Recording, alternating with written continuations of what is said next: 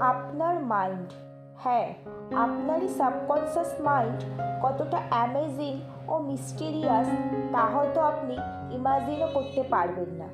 আপনার subconscious mind আপনার বডির সবচাইতে পাওয়ারফুল একটি পার্ট। আজ এই ভিডিওর মাধ্যমে আপনি আপনার সাবকনসিয়াস মাইন্ডের লিমিটলেস ধারণাকে জানতে চলেছেন। আজ আমি আপনাদের সাবকনসিয়াস মাইন্ডের কয়েকটি অ্যামেজিং সাইকোলজিক্যাল ফ্যাক্ট জানাতে চলেছি।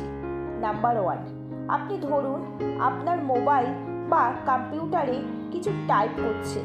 তখন যদি আপনি ভাবেন কোনো লেটারের পর কোন লেটার টাইপ করবেন কিংবা কখন ফুল স্টপ বা সেমিকোলন দিতে হবে, তাহলে দেখবেন আপনার অনেক সময় লেগে যাবে এবং আপনি ঠিক করে কাজটি করতে পারবেন না। কিন্তু যদি আপনি আপনার সাবকনসিয়াস মাইন্ডের ওপর এটি ছেড়ে দেন, তাহলে আপনার সাবকনসিয়াস মাইন্ড অটোমেটিক্যালি সেটি করে দেবে। মানে আপনার সাবকনসিয়াস মাইন্ডই অটোমেটিক্যালি আপনাকে এটি করতে সাহায্য করবে কোন লেটারের পর কোন লেটার বসবে কিংবা কখন ফুল স্টপ হবে, কখন সেমিকোলন হবে। এটি কি আপনি নোটিস করেছেন? সাবকনসিয়াস মাইন্ডে এতটাই পাওয়ার, যাকে কখনো মেসেজ দিতে হয় না, কোনো কিছু বলে দিতে হয় না। অটোমেটিক্যালি সে নিজে থেকেই সমস্ত কিছু হিসেব রাখে এবং তার কাছে সমস্ত কিছুর ডেটা থাকে, তাই তার কোনো ইনফরমেশনের প্রয়োজন পড়ে না। নাম্বার 2, একটি কথা আছে যে দেওয়ালেরও নাকি কান আছে।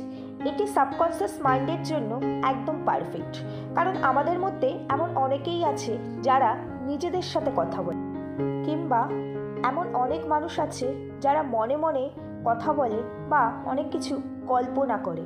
এই যা কিছুই আমরা নিজেরা নিজেদের সাথে কথা বলি না কেন কিংবা কল্পনা করি, এবার ভেবে দেখুন আমরা নিজেরা নিজেদের সাথে কোন জিনিসটা আলোচনা করি, যেটা আমাদের মনের মধ্যে থাকে একটা সুপ্ত বাসনা, আমরা সেটাকে পরিপূর্ণতা দিতে পারছি না বা আমরা সেই লক্ষ্যে পৌঁছাতে পারছি না, কিংবা এমন কোনো জিনিস যেটা আমাদের ইচ্ছে, প্রবল ইচ্ছে, কিন্তু পূরণ করতে পারছি না, এমন জিনিসই তো আমরা কল্পনা করি। সেই জন্যই এই যে আমাদের কল্পনা কিংবা নিজেদের সাথে নিজের যে কথা বলা, এই কথাগুলো, এই ভাবনা চিন্তাগুলো সাবকনসিয়াস মাইন্ডের কাছে স্টোর হয়ে যায়, কারণ সাবকনসিয়াস মাইন্ড এটাকে রিয়েলিটি মনে করে। আর একটা কথা জানবেন, আমাদের সাবকনসিয়াস মাইন্ড লজিক্যালি না শুনে ইন্ডিপেন্ডেন্টলি কাজ করে, কারণ আমাদের সাবকনসিয়াস মাইন্ড পজিটিভ আর নেগেটিভের মধ্যে ডিফারেন্স করতে পারে না, এবং সাবকনসিয়াস মাইন্ড রিয়েলিটি ও ইমাজিনেশনের মধ্যেও পার্থক্য করতে পারে না। তাই আপনি যদি বারবার নিজে মনে মনে এটা ভাবতে থাকেন যে আমার দ্বারা কিছু সম্ভব নয়, আমি পারছি না, লাইফে আমি ফেইলিয়ার, তাহলে দেখবেন আপনি নিজের ভেতর থেকে কখনোই শক্তি পাবেন না এবং সত্যি আপনি প্রচণ্ড উইক হয়ে পড়বেন মেন্টালি, এবং আপনার পক্ষে সেই কাজটি করা প্রচণ্ড ডিফিকাল্ট হয়ে পড়বে। এই জন্য আমি আপনাদেরকে বলবো, সবসময় পজিটিভ ভাবুন, সবসময় পজিটিভ থট নিয়ে চলুন, তাহলে দেখবেন আপনার যে ইচ্ছেটা ভেতরে রয়েছে, আপনার যে সুপ্ত বাসনা রয়েছে, যেটাকে আপনি সাকসেসফুল করতে চাইছেন, একটা সময় গিয়ে আপনার সামনে সেই রাস্তাটা ইজি হয়ে যাবে, আপনার সামনে সেই রাস্তা খুলে যাবে, আর এই কাজটি করবে আপনার সাবকনসিয়াস মাইন্ড। অনেক সময় কি হয়, আমরা একসাথে অনেক কাজ করে ফেলি এবং মনে মনে ভাবি আমরা তো হেভি মাল্টিটাস্কার। অ্যাকচুয়ালি এমনটা নয়। আসলে মাল্টিটাস্কিং একটি খুবই কমপ্লেক্সি প্রসেস, যেটা আমাদের কনসাস মাইন্ড করতে পারে না। একসাথে সিমিলার দুটি কাজ, যেমন ভিডিও দেখতে দেখতে কমেন্ট পড়া, এটা তো আমরা সহজেই করে ফেলি, কিন্তু মাল্টিটাস্কিং যখন নেক্সট লেভেলে পৌঁছে যায়, যেমন গান শুনতে শুনতে বই পড়া আর সাথে নিজের লাইফের অ্যাম্বিশন নিয়ে ভাবা, এই সমস্ত মাল্টিটাস্কিংয়ের প্রসেসটি আমাদের কনসাস মাইন্ড করতে পারে না, কিন্তু এই কমপ্লেক্স প্রসেসটিকে সাবকনসিয়াস মাইন্ড করতে পারে। নাম্বার 4, সাবকনসিয়াস মাইন্ড আমাদের সমস্ত ইনভলেন্টিয়ারিং ফাংশনগুলিকে কন্ট্রোল করে।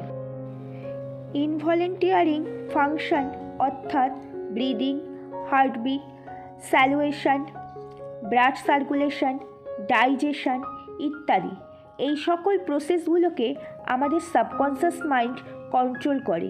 নিউরোসায়েন্সের একটি রিসার্চে পাওয়া গেছে যে আমাদের বেশিরভাগ emotion, decision, action, behaviour depend করে আমাদের সাবকনশাস মাইন্ডের ওপর।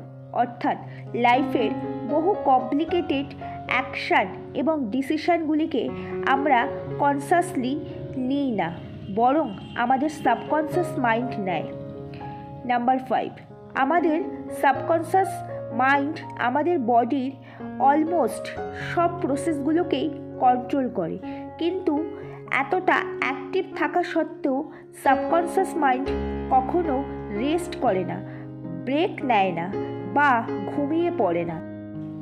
আর ঘুমাবেই বা কীভাবে?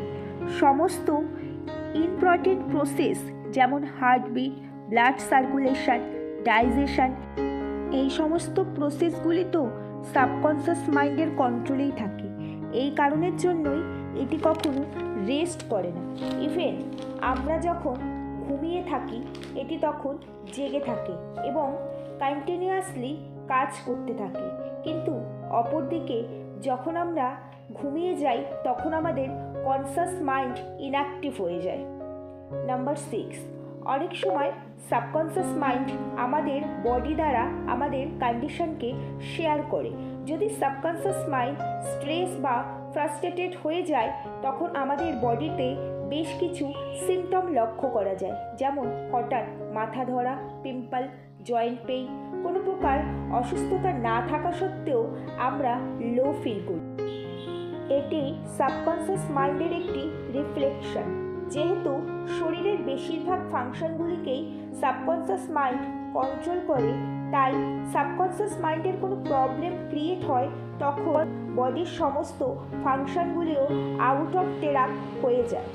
নাম্বার 7, সাবকনশাস মাইন্ড বাস্তব আর কল্পনার মধ্যে পার্থক্য করতে পারে না, তাই খারাপ কিছু কল্পনা করলে সাবকনশাস মাইন্ড সেটাকেই ফ্যাক্ট বলে মনে করে এবং রিয়্যাক্ট করতে শুরু করে। নাম্বার 8, আমাদের সাবকনশাস মাইন্ড একা থাকতে বেশি পছন্দ করে, কারণ একা থাকলে সে বেশি অ্যাক্টিভলি কাজ করতে পারে। আপনার প্রবলেমগুলির সলিউশন বা নতুন আইডিয়া আপনার মনে তখনই আসে যখন আপনি ট্রাভেল করছেন বা স্নান করছেন কিংবা একা আছেন। এটা হয়তো কখনো আপনি ভেবে দেখেননি, কিন্তু একটু খেয়াল করে দেখবেন ঠিক এই টাইমগুলোতেই আপনার প্রবলেমের সলিউশনগুলো বেরিয়ে আসে।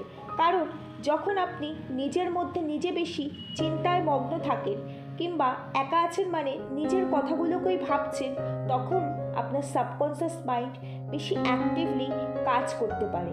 বন্ধুরা, আজকে আমার এই ভিডিওটি আপনাদের কেমন লাগলো অবশ্যই জানাবেন।